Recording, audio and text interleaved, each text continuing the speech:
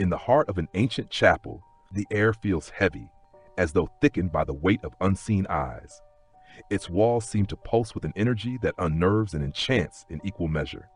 Pilgrims tread softly here, their voices hushed, their gazes reverent as they approach the silver reliquary at its center. Many come seeking solace, others healing. But for some, the journey is driven by something deeper, a desire to touch the veil between the known and the unknowable.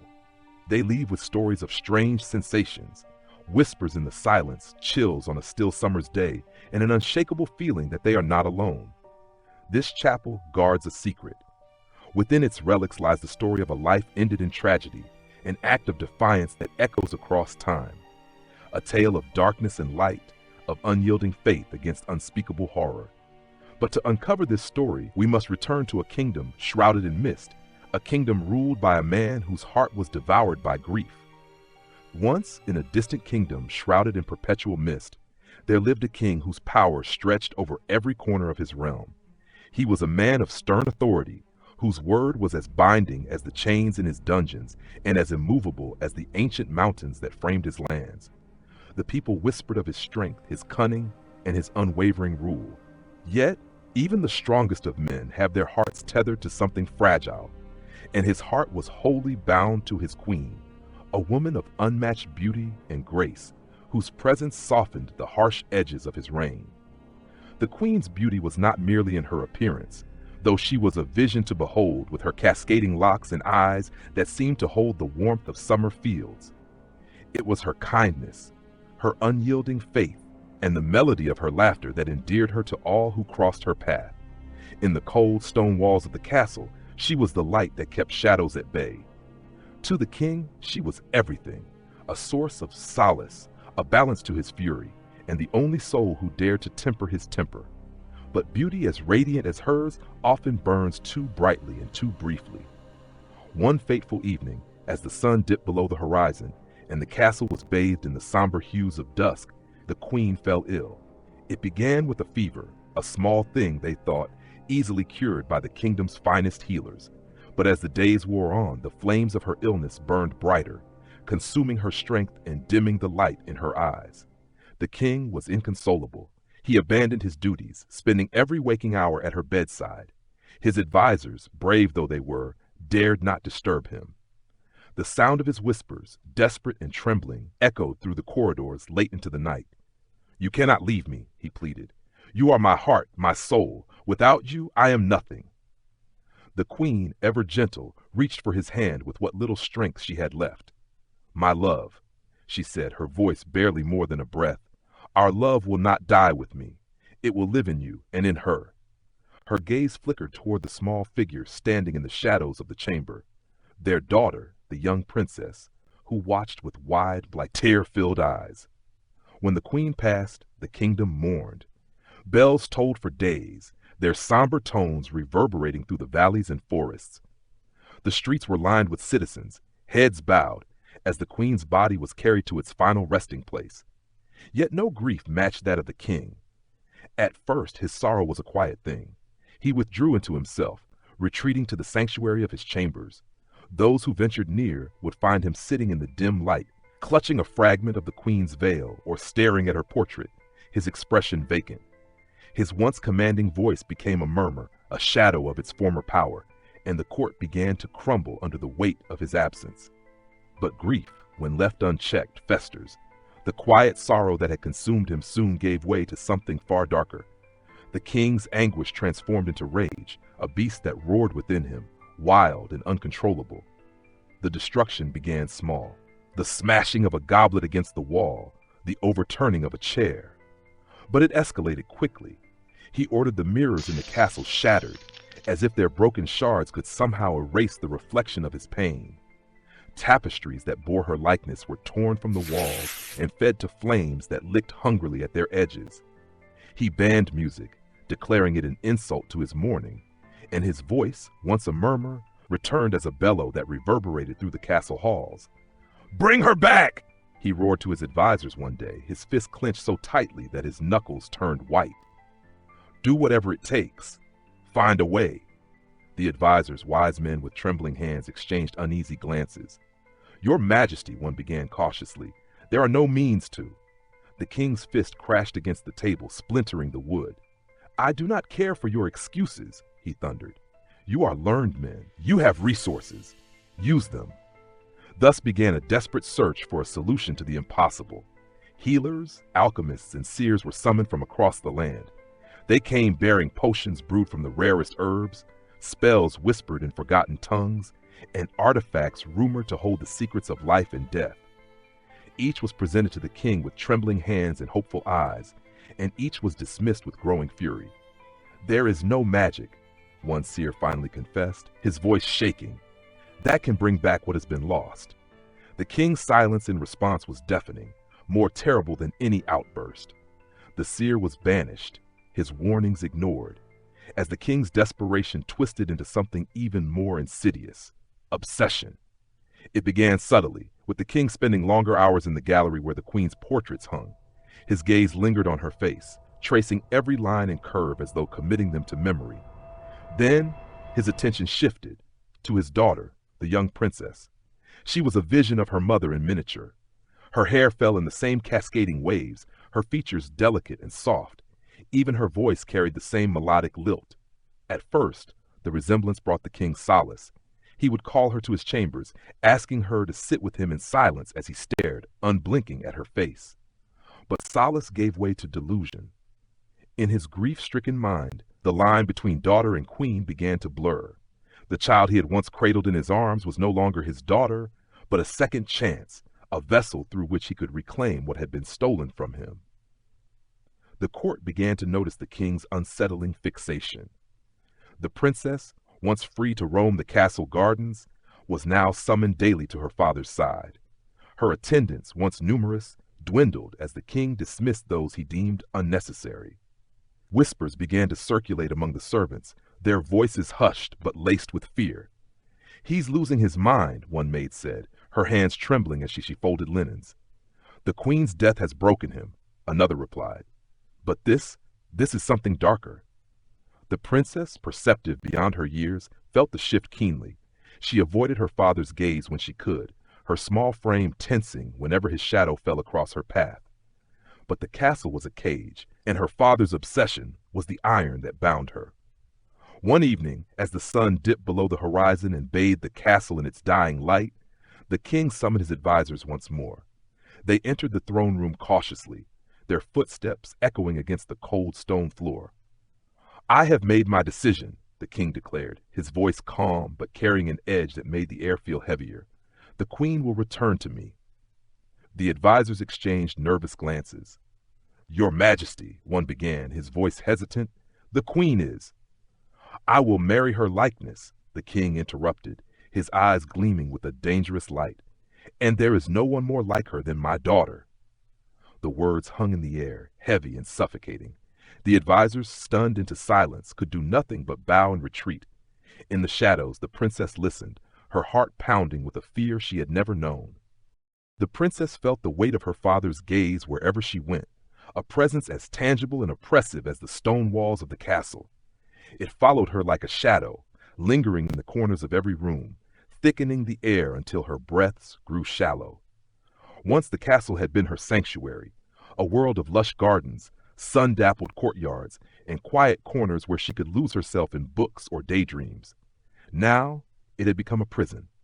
Everywhere she turned, she found reminders of her mother, twisted now by her father's grief and obsession. Her mother's portrait hung in the gallery, its frame draped in black crepe. The queen's favorite chair in the great hall sat untouched, its cushions worn but preserved as if she might return at any moment. Even the scent of her perfume seemed to linger, ghostly and faint, in the private chambers where the king often secluded himself.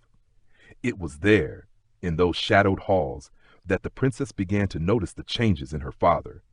He no longer smiled, not even in her presence. His words, once measured and commanding, now carried a jagged edge, as though spoken by a man teetering on the brink of sanity. His gaze was the worst of all. What had once been filled with paternal affection now burned with something far darker, something that made her stomach churn and her skin crawl. She would catch him watching her from across the dining table, his eyes tracing her face with an intensity that left her hands trembling. At first, she tried to convince herself it was her imagination, a product of her own grief and fear. But the feeling grew stronger, more insistent, until it became impossible to ignore. In her desperation, she turned to the one place that still felt safe, the castle's small chapel. Nestled in a quiet corner of the grounds, the chapel was a humble structure, its stone walls adorned with simple carvings of saints and angels. It had been her mother's favorite retreat, a place of solace where she would often kneel in prayer. Now, it became the princess's refuge. She would slip away in the dead of night, her footsteps soft against the cold flagstones. Inside the chapel, she would kneel before the altar, her trembling hands clutching a worn rosary that had once belonged to her mother. The flickering light of the candles cast long, wavering shadows, and the faint scent of incense clung to the air, mingling with the damp chill of the stone. There she poured out her fears, her whispered prayers rising like smoke to the heavens. "Please," she begged, her voice breaking, "give me strength. Deliver me from this darkness." The priest, a kind and gentle man who had served the family for years, began to notice her frequent visits. He had been a friend to her mother, often sharing quiet conversations and prayers with her in this very chapel. When the queen died, he mourned alongside the kingdom, but his concern for the young princess only deepened as the weeks turned into months. One evening, he approached her as she knelt before the altar, her shoulders shaking with silent sobs. "Child," he said softly, his voice like a balm, "what troubles your heart so deeply?" At first, she hesitated. Speaking the truth felt like exposing a wound that had festered in the dark for too long. But the priest's kind eyes, so filled with understanding, coaxed the words from her lips. In halting whispers, she told him of her father's obsession, of the way his grief had twisted into something unholy. "I fear him," she confessed one night, the words barely escaping her lips. "He speaks of things no father should say." The priest's face grew pale, his expression one of both sorrow and resolve. He placed a reassuring hand on her shoulder, the weight of it grounding her trembling frame. "You are not alone in this," he said. "I will help you, no matter the cost." The days that followed were a blur of tension and dread. The king's behavior grew more erratic, his mood swinging wildly between hollow calm and violent outbursts. The court tiptoed around him, their fear palpable in every whispered conversation and wary glance. Then, one evening, the summons came. The princess was called to the great hall, her presence demanded by her father. The message, delivered by a trembling servant, filled her with a sense of foreboding that knotted her stomach. She hesitated at the entrance to the hall, her fingers brushing the cold iron of the door handles. Summoning every ounce of courage she possessed, she stepped inside. The sight that greeted her made her blood run cold. Her father stood at the far end of the hall, dressed in his finest robes. The rich fabric, embroidered with gold thread, gleamed in the dim light of the torches. A crown rested atop his head, its jewels catching the flickering firelight. His expression was calm, too calm, and his eyes, fixed on her, seemed to hold a strange fevered gleam. "You will marry me," he said, his voice steady but hollow, as though rehearsed. "Together, we will heal this kingdom." For a moment, the words did not register. They hung in the air, incomprehensible, until their meaning struck her like a thunderclap. Her breath caught in her throat, her vision swimming. "No," she whispered, the word barely audible. The king took a step toward her, his movement slow and deliberate. "You do not understand," he said, his tone almost gentle. "This is the only way. You are her. You are my queen reborn. With you, I can fix what has been broken." The princess recoiled, stumbling back until her shoulders hit the cold stone wall. Her chest heaved with shallow, panicked breaths. "I am your daughter," she said, her voice trembling. "This is wrong." The king's calm facade cracked, his eyes darkened, his jaw tightening as his voice rose to a fevered pitch. "You will obey me," he bellowed, his words echoing through the cavernous hall. "There is no escape from what must be." The princess fled. Her footsteps echoed like thunder through the empty corridors, the sound a frantic rhythm that matched the pounding of her heart. Behind her she could hear her father's voice, his shouts reverberating through the stone walls. "You cannot run from me," he roared. "You are mine." She didn't stop until she reached the chapel, the one place that still felt sacred, untouchable. The priest was waiting, as though he had anticipated her arrival. She fell into his arms, her body shaking with sobs. "He's lost his mind," she choked out. "He won't stop." The priest's face hardened with resolve. "We must act quickly," he said. "Tonight, you will leave this place. I will see to it." That night, under the cover of darkness, the princess fled the castle. With the priest's help, she slipped past the guards, her heart pounding with every step. The air was cold and biting, the moonlight casting eerie shadows across the grounds. As she crossed the threshold of the castle gates, she dared one last glance over her shoulder. The towering structure loomed against the night sky, its windows dark and foreboding.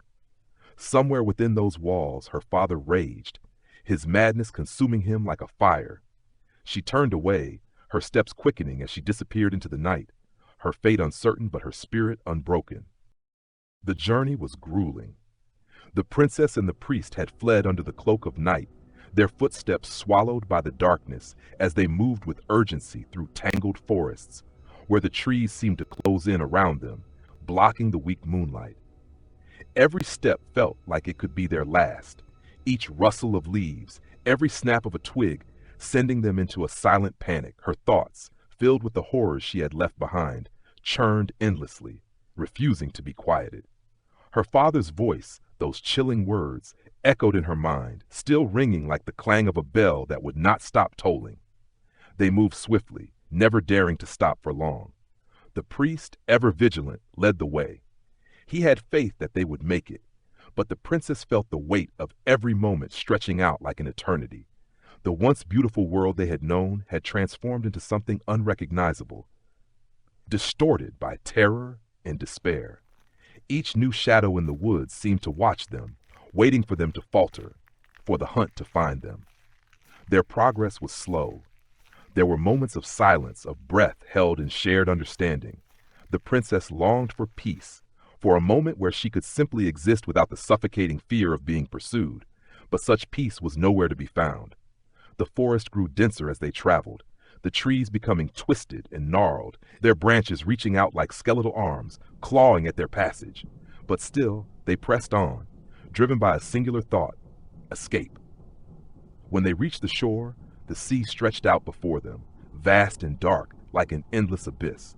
The priest had arranged for a small, inconspicuous ship, its captain a man of dubious repute who had once served in the Royal Navy and knew how to evade the king's ships. The sea, though powerful and wild, offered them anonymity. The waves, though perilous, offered them freedom. It was a treacherous crossing, with the stormy seas tossing their vessel like a toy, but they held on, the wind howling like a warning as they made their way to a land unknown. By the time they made landfall, they were exhausted, drenched to the bone, and nearly broken by the relentless torment of the journey. Yet they had made it, and the village that greeted them seemed like a vision from another world. It was a quiet village, nestled on the edge of a gentle river that flowed peacefully through lush meadows, where the air smelled of freshly turned earth and wildflowers. The houses were humble, made of stone and thatch, and the people who lived there seemed untouched by the chaos and darkness that had consumed the princess's life. In the early days of their arrival, the villagers welcomed them with cautious curiosity. They were strangers, after all, and such strangers were often met with suspicion, especially in a place as remote as this. But the priest, with his kind face and gentle manner, was quick to make friends. His words were simple, his faith unwavering, and it didn't take long for the people to trust him.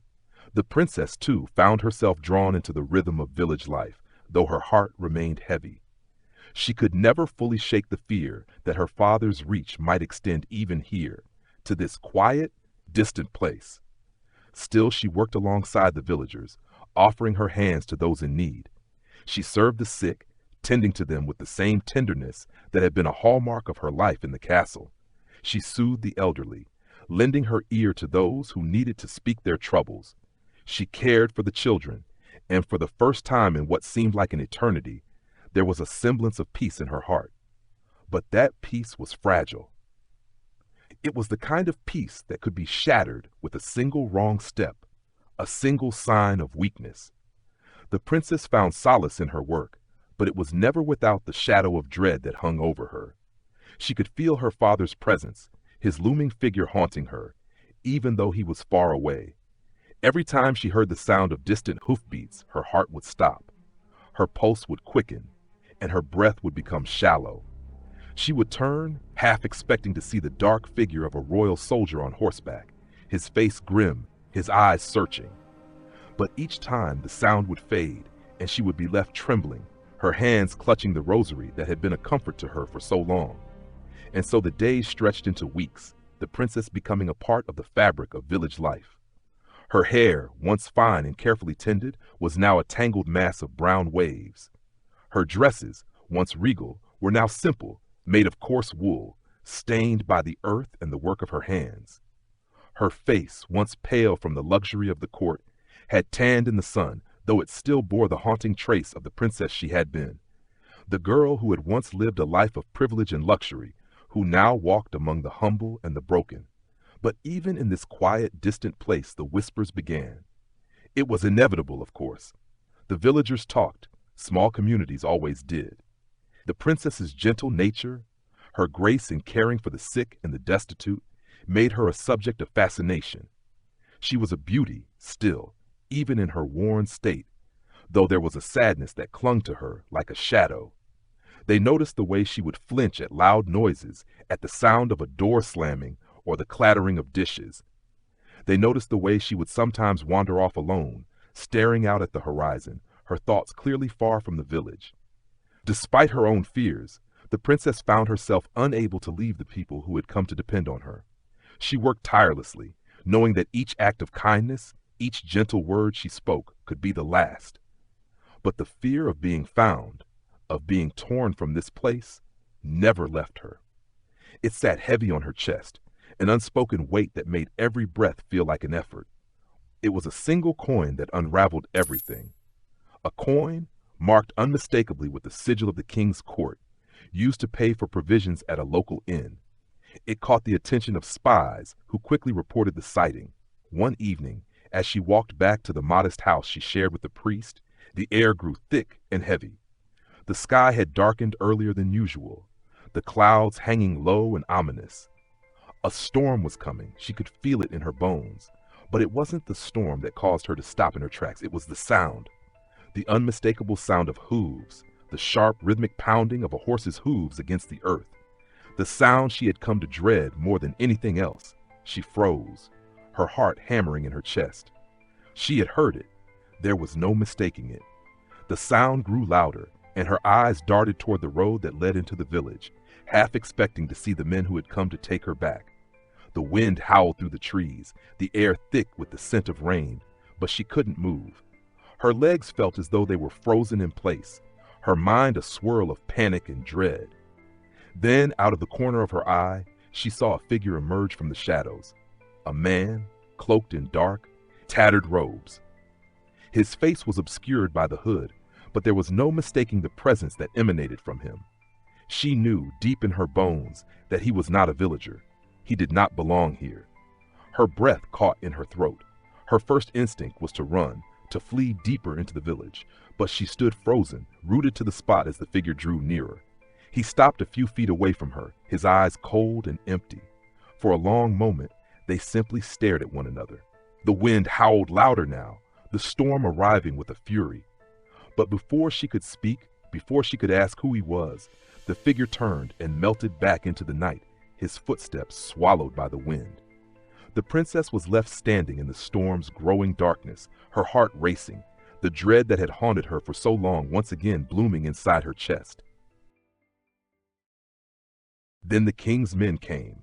They arrived at dawn, their approach heralded not by the usual clatter of hooves, but by an eerie silence that seemed to grip the village before the storm. The villagers had been preparing for the day as usual, tending to their livestock, gathering water from the well, when the first soldier appeared at the edge of the forest. He was followed by another, and then another, until a wall of armor and steel emerged, shimmering in the pale morning light. The soldiers descended on the village with the precision of predators. Their eyes were cold and unfeeling, their movements swift and methodical. No door was left unopened, no corner unchecked. They spoke little, their commands barked in clipped, harsh tones. The villagers, paralyzed with fear, could only watch as their quiet world was torn apart. In the small house where the princess and the priest had been hiding, the morning had begun with quiet prayers. The princess, her rosary clutched tightly in trembling hands, knelt beside the priest, who murmured words of comfort and guidance. But their prayers were interrupted by the sound of heavy boots on the cobblestone street outside. The priest's face paled, and the princess froze, her breath catching in her throat. The door burst open, splintering wood scattering across the room. The soldiers poured in, their armor clinking ominously as they surrounded the pair. The priest stepped in front of the princess, his arms outstretched in a futile attempt to shield her. "Leave her be," he said, his voice steady despite the terror etched into his face. "She is under God's protection." The captain of the soldiers sneered. "She is under the king's command," he replied, gesturing for his men to seize them both. The priest struggled as they dragged him outside, his shouts for mercy drowned by the soldiers' gruff laughter. The princess did not resist. Her body felt numb, her mind reeling with the inevitability of what was to come. They were hauled into the village square, where the villagers had been gathered under threat of violence. Mothers clutched their children, shielding their eyes from the soldiers' cruelty. Men stood with clenched fists, their faces a mix of anger and helplessness. All eyes turned to the princess and the priest as they were thrown to the ground, dirt clinging to their torn clothing. Then he arrived, the king. His appearance silenced the murmuring crowd. He emerged from the shadow of the trees, his once proud frame now gaunt and twisted by grief and obsession. His robes, once symbols of majesty, hung loosely on his bony shoulders. His eyes, once piercing and wise, now burned fever bright with madness. He was a man consumed, his humanity eroded by his relentless pursuit. He stopped before the princess, his gaze locking onto hers. The villagers held their breath, the tension in the air so thick it seemed to hum. When he spoke, his voice was sharp and hollow, as though the man he had been was long gone. "Come with me," he said, his words echoing unnaturally in the still air. "We can still be together. Return with me, and I will forgive this betrayal." The princess looked up at him, her heart heavy with a sorrow deeper than her fear. Her father, the man she had once loved and admired, was gone. In his place stood a stranger, a shell of a man driven by darkness. Her voice, though trembling, carried a quiet strength as she answered, "No." The single word hung in the air, its finality cutting through the king's delusions. For a moment, his face twisted with something almost human, pain, perhaps, or disbelief, but it was fleeting. His expression hardened, his fury erupting like a storm. "You have been corrupted," he bellowed, pointing an accusing finger at the priest. "You poisoned her mind! You turned her against me!" Before anyone could react, the king drew his sword. The villagers gasped, their fear turning to horror as the blade gleamed in the dim light. Without hesitation, the king struck the priest down, his blade slicing through the man's chest. The priest fell to the ground, his blood pooling beneath him, his lips moving in a final, silent prayer. The princess screamed, her voice raw with anguish. She crawled to the priest's side, her hands pressing against his wound, as though she could will the life back into him. The villagers turned away, some shielding their children's eyes, others openly weeping. The brutality was too much, too senseless. The king turned his gaze back to his daughter, his face a mask of fury and desperation. His voice, now hoarse, carried an unhinged edge as he raised his sword. "If you will not return to me willingly, then you will return in death." The king raised his sword high above his head, but as he prepared to bring it down, his hand began to tremble. The blade wavered, his grip faltering, as though an unseen force were pushing against him. His face contorted with rage and confusion, veins bulging in his neck as he struggled to maintain control. He let out a guttural cry, the sound of a man undone, his madness consuming him entirely. The wind howled louder. "Father, forgive him. He knows not what he does." "Forgive him." The blade came down in one swift, brutal motion. As her lifeless body crumpled to the ground, the world seemed to hold its breath. The king stood over her, his chest heaving, the blood-stained sword slipping from his grasp. For a moment he swayed, his face a mask of hollow victory. But then the weight of what he had done crushed him. He fell to his knees beside her. his anguished scream tearing through the still air like a wounded animal. The townsfolk could not move, their horror rooting them in place. The compassionate priest lay dead, the young princess gone, and the king's soul lost to his madness. The princess's final prayer lingered in the air, a haunting testament to her love and faith, even in the face of unimaginable darkness. In the days that followed, strange occurrences plagued the hamlet. The square where the princess fell became a site of whispers and visions. Residents spoke of a radiant light that appeared on the anniversary of her death, accompanied by the faint scent of flowers. The king's fate, however, was less mysterious. He wandered into the wilderness, raving about shadows that stalked him and voices that would not let him sleep. Weeks later, he was found beneath a twisted tree, his body curled into itself as though seeking refuge. In his hands he clutched a rosary, its beads worn smooth, that he had stolen from the chapel. The young princess was canonized centuries later as Saint Dymphna, the patron saint of those suffering from mental illness and despair. Her story, while tragic, became a beacon of hope for those lost in the darkness of their own minds. The chapel where she once prayed remains a place of quiet mystery, shrouded in stories of the supernatural. Visitors speak of an unshakable peace that seems to settle upon them as they cross its threshold, as though her presence lingers, unyielding and full of grace. They say the air feels lighter, as though she still kneels there, her prayers a shield for the lost and the broken. And perhaps even now, she prays for us. Ask yourself, if faced with unimaginable darkness, would you have the strength to defy it? Could your faith become a light for others to follow? Hold on to that thought, for sometimes the most chilling stories don't lie in the shadows, but in the courage demanded to stand against them. If this story has moved you, if it's left you with questions or stirred something deep within, share it. Like, comment below with your thoughts, and subscribe for more tales that uncover the light hidden in the dark corners of history.